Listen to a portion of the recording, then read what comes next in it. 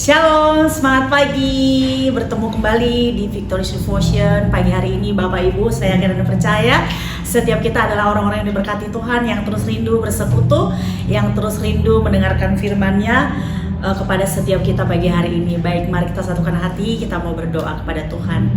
Terima kasih Bapak, kami bersyukur buat pagi hari ini, buat kekuatan, buat semangat baru yang Tuhan berikan bagi setiap kami. Kami bersyukur Tuhan buat berkat Tuhan yang Tuhan sudah siapkan bagi kami sepanjang hari ini Bapa. Dan saat ini kami siapkan hati kami untuk kami boleh mendengarkan firman-Mu. Berbicaralah Engkau dan biarlah kiranya firman-Mu yang menjadi tuntunan, yang menjadi penopang dan kekuatan bagi hidup kami Bapa. Di dalam nama Yesus kami siap mendengarkan Engkau berfirman. Haleluya, amin. Ya, sekali lagi shalom jemaat Tuhan dimanapun kita saat ini berada. Hari ini, pagi hari ini saya mengambil sebuah tema untuk renungan kita sepanjang hari ini adalah dipelihara saat krisis ya. Saya yakin bahwa setiap kita pasti pernah mengalami masa-masa krisis. Siapa yang pernah mengalami masa-masa krisis? Wow, saya seringkali mengalami masa-masa krisis Bapak Ibu. Meskipun kayaknya kelihatannya Allah, lu sih mah gak ada masalahnya, apa sih masalahnya gitu ya. Tetapi saya yakin dan percaya setiap kita pasti pernah mengalami masa-masa krisis. Nah, bagaimana respon kita ketika kita mengalami masa-masa krisis Bapak Ibu?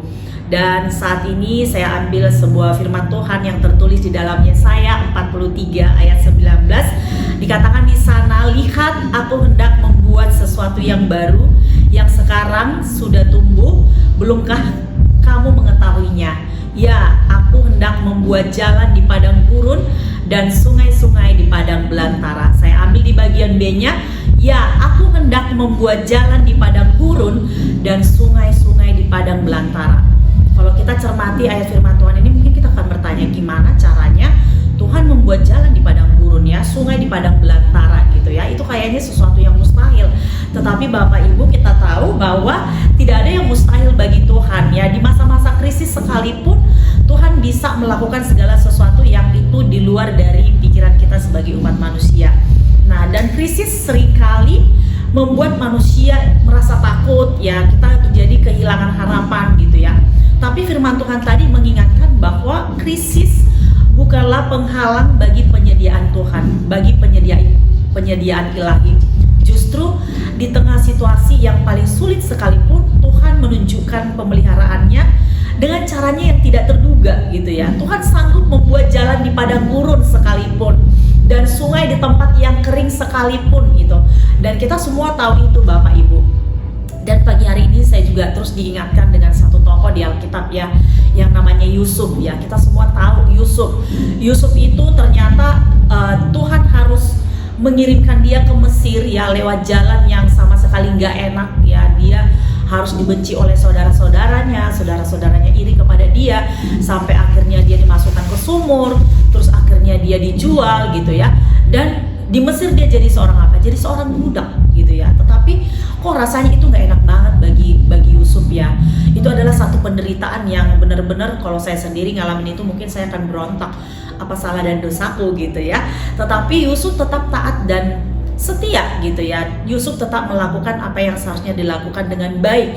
Dan ternyata lewat perjalanan Yusuf, ternyata Tuhan sudah mempersiapkan hal yang lebih besar. Tuhan mempersiapkan Yusuf untuk mengalami proses tersebut karena Tuhan mau memakai Yusuf sebagai alat di tangannya untuk nanti ketika kelaparan melanda bangsa Israel, yang melanda seluruh negeri di Israel, ternyata Tuhan sudah mempersiapkan Yusuf untuk menjadi berkat bagi kaumnya gitu ya.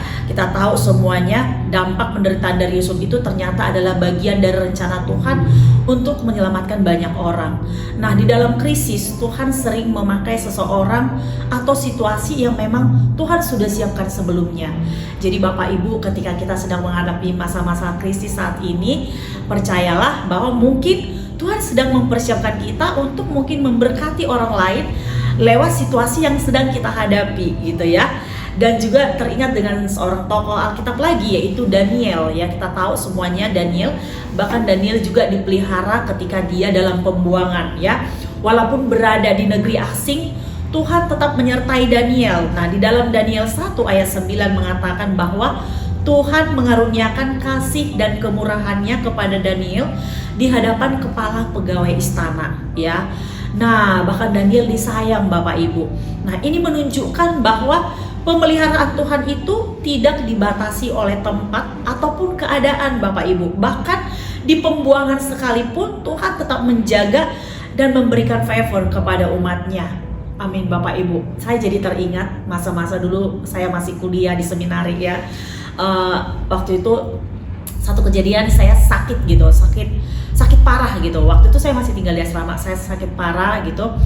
Nah, karena saya sakit parah, akhirnya saya tinggal di kosan teman, sahabat saya, sahabat yang ya kita sangat dekat gitu ya.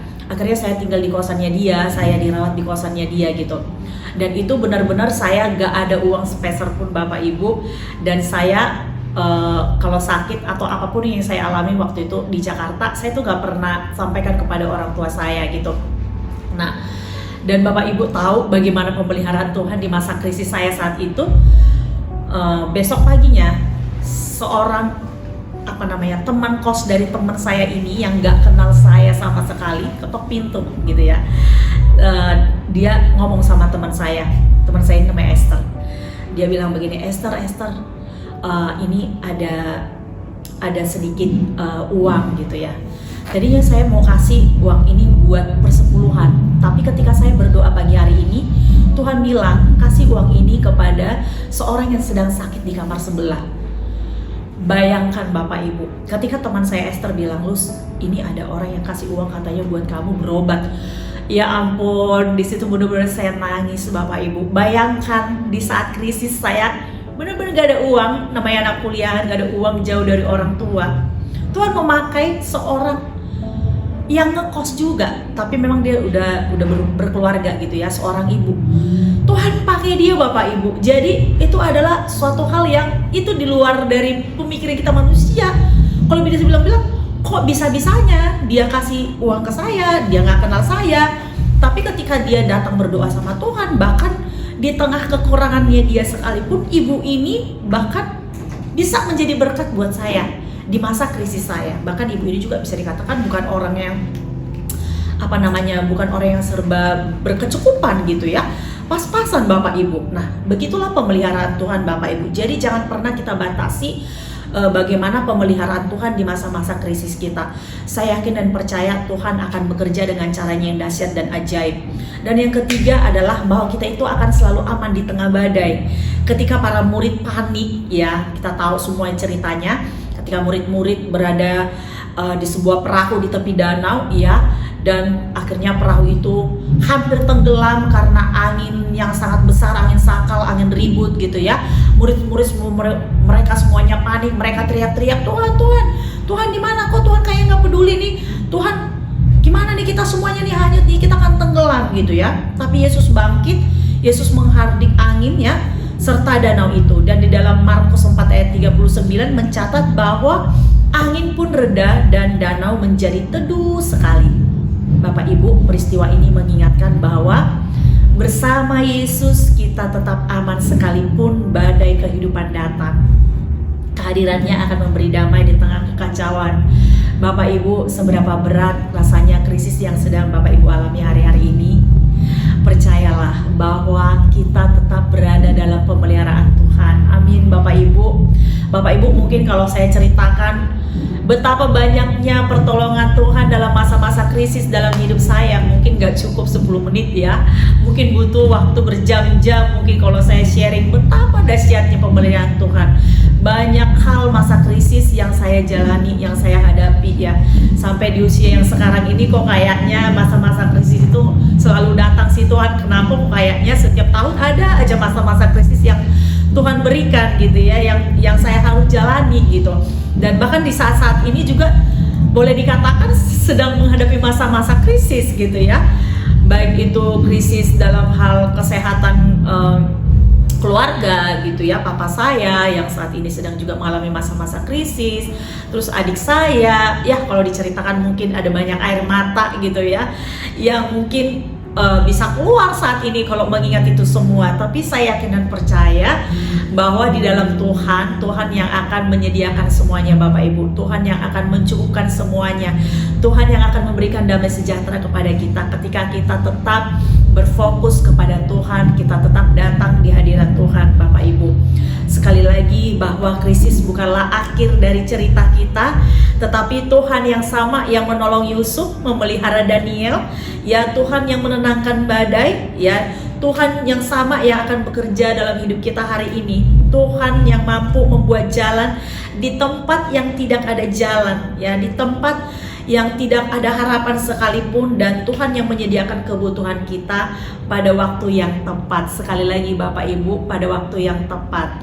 Kalau saat ini kita semua sedang menghadapi masa-masa krisis, ayo Bapak Ibu tetap beriman teguh kepada Tuhan, tetap datang kepada Tuhan, tetap tunduk di bawah kaki Tuhan. Sekali lagi, jangan pernah lari daripada Tuhan. Datang kepada Tuhan, sumber dari segala sumber. Datang kepada Tuhan sebagai penjunan dalam hidup kita, dan terima pertolongan yang daripada Tuhan. Ingat, Tuhan tidak pernah membiarkan anak-anaknya. Tuhan tidak akan pernah meninggalkan anak-anaknya. Sebaliknya kita yang kerap kali lari-lari terus dari Tuhan, ya. Baiklah, biarlah kiranya hari ini, pagi hari ini kita boleh terus datang kepada Tuhan, dan hati kita terus tertuju kepada Tuhan. Kita katakan, Tuhan, di tengah badai sekalipun aku aman karena Tuhan bersama dengan aku. Amin buat firman Tuhan. Kita satukan hati, kita berdoa. Terima kasih Tuhan, kami bersyukur buat firman-Mu pagi hari ini Tuhan. Kami tahu bahwa di masa krisis sekalipun Tuhan ada, dan kami tenang di dalam badai sekalipun karena kami bersama dengan Tuhan. Terima kasih buat firman-Mu yang terus menguatkan, menolong kami. Kami yakin dan percaya Tuhan, Engkau ada bersama-sama dengan kami. Biarlah kiranya iman kami semakin teguh di hadapan Tuhan ketika kami mengalami banyak pencobaan, banyak hal yang sepertinya berat dalam hidup kami. Biarlah kiranya kami terus datang kepada Tuhan, dan kami tidak menjadi undur daripada Tuhan. Kami tidak menyerah, tetapi biarlah kiranya sebaliknya iman kami semakin kokoh di dalam Tuhan. Terima kasih Tuhan, berkati setiap umat-Mu yang mungkin hari-hari ini sedang mengalami masa-masa krisis dalam hidup mereka. Biarlah Engkau Allah yang menyediakan sesuai dengan kebutuhan dan keperluan mereka Bapa. Terima kasih Bapa, di dalam nama Yesus kami mengucap syukur dan berdoa. Haleluya. Amin.